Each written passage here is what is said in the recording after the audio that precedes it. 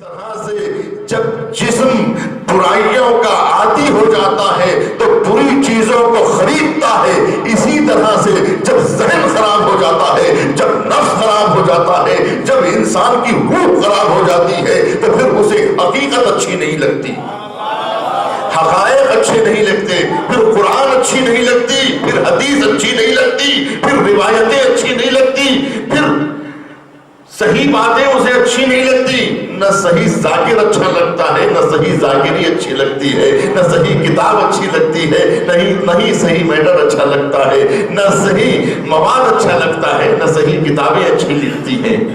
اگر یہ سب اچھی لگتی تو رسول پہ کچرا نہیں پھینکا جاتا، قرآن کو پھاڑا نہیں جاتا۔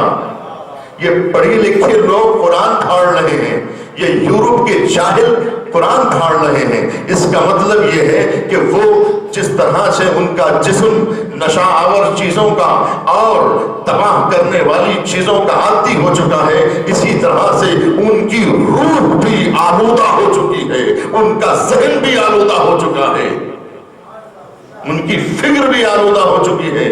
اب انہیں اچھی چیزیں اچھی نہیں لگتی۔ اندازہ لگایا آپ نے کہ انسان کی طبیعت اور انسان کے مزاج کی خصوصیت کیا ہے؟ کہتے ہیں ہمیں مجلس پسند نہیں آئی، آج مزہ نہیں آیا، اس کا مطلب یہ ہے کہ یہاں بھی وہی ذہنیت کام کر رہی ہے جو ڈراموں میں کام کرتی ہے، جو اسٹیج پہ کام کرتی ہے، جو فلموں کے میں جو ذہن لے کے فلم جاتے ہیں، وہی ذہنیت لے کے جو ڈرامہ دیکھنے کے لیے جاتے ہیں، وہی ذہنیت لے کے جو ٹی وی کے سامنے بیٹھتے ہیں، وہی ذہنیت لے کے جو انسان ریڈیو کے سامنے بیٹھتا ہے، وہی ذہنیت لے کے انسان فرش عزا پر بھی آتا ہے۔ جب محرم آتا ہے تو گانوں کی جگہ پہ نوحے لگا لیتا ہے، جب محرم آتا ہے تو فلمیں بند ہو جاتی ہیں، مجلسوں پہ ڈرامے دیکھنے لگتا ہے کہ وہ ڈرامہ جو اسٹیج پہ دیکھتا تھا، جو پردے پہ دیکھتا تھا، اب ممبر پہ دیکھنا چاہتا ہے۔ کیوں؟ اس لیے کہ محرم آ گیا ہے، محرم میں ٹی وی تو دیکھ نہیں سکتے۔ اور فرمایا آپ نے، اور کیا آپ نے یہ ذہنیت کہاں سے بن کے یہاں آئی ہے؟ ذہنیت کو یہاں بنایا جائے تو پھر ٹی وی اچھا نہ لگتا، پھر ٹیلی ویژن اچھا نہ لگتا، پھر ریڈیو اچھا نہ لگتا۔ اگر حق بات کی عادت ہو جاتی، سچائی سننے کی عادت ہو جاتی تو پھر دنیا کا کوئی اخبار آپ کو اچھا نہ لگتا۔ یہ جو ٹائمز آف انڈیا پڑھا جا رہا ہے، اس کا مطلب یہ ہے کہ ذہن گندا ہو چکا ہے نا؟ اس کا مطلب یہ ہے کہ ذہن عادی ہو چکا ہے، غلط خبریں پڑھتے پڑھتے عادی ہو چکا ہے۔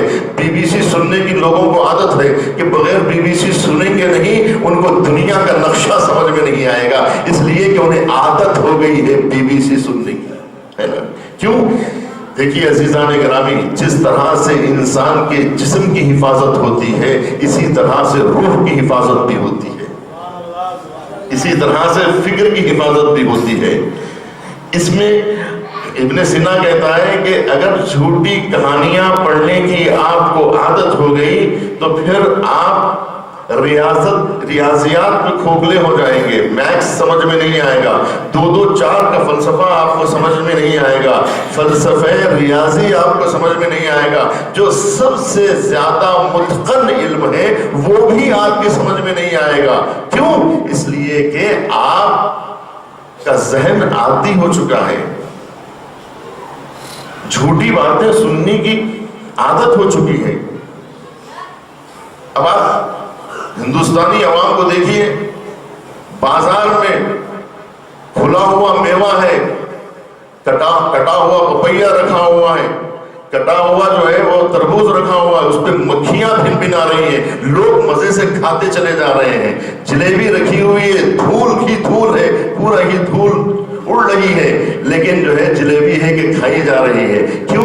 اس لیے کہ ان کو عادت ہو چکی ہے۔ اگر کوئی باہر کے ملک کا آدمی آئے گا تو دیکھ کے کترانے لگے گا۔ کیوں؟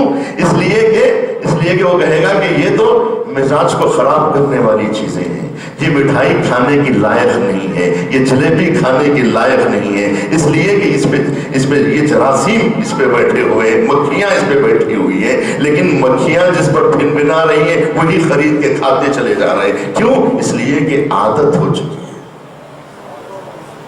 آپ کی عادت کا کوئی علاج نہیں ہے.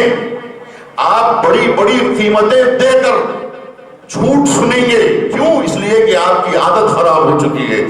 آپ جھوٹی باتیں سننے کے اتنے عادی ہو چکے ہیں، اب سچ بات آپ کو پسند نہیں آئے گی. عزیزان گرامی، یہی بات ہے جو آج انسانوں کو سمجھ میں نہیں آتا ہے کہ آج 1400 برس کے بعد بیٹھ کر ہم سوچتے ہیں کیوں دنیا علی کو نہیں مانتی تھی، کیوں مدینے میں علی اکیلے رہ گئے، کیوں دنیا میں کیوں علی مدینے میں اکیلے رہ گئے.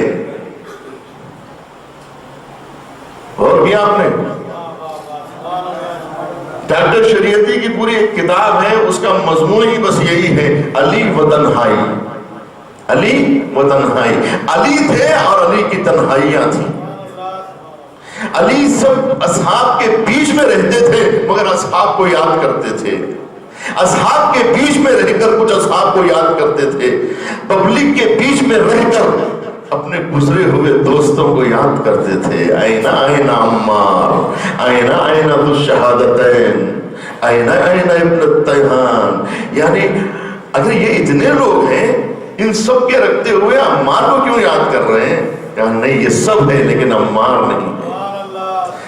عزیزان گرامی، وہ لوگ نہیں ہیں جو حق کو پسند کر سکیں، جو حقیقت کو پسند کر سکیں، جو حق والوں کو پسند کر سکیں. وہ لوگ ختم ہو چکے، وہ لوگ نہیں رہے. علی ہے اور علی کی طرف پورا مدینہ ماننے کے لیے تیار نہیں ہے، اس لیے کہ ان کا مزاج جاہلیت کا مزاج تھا.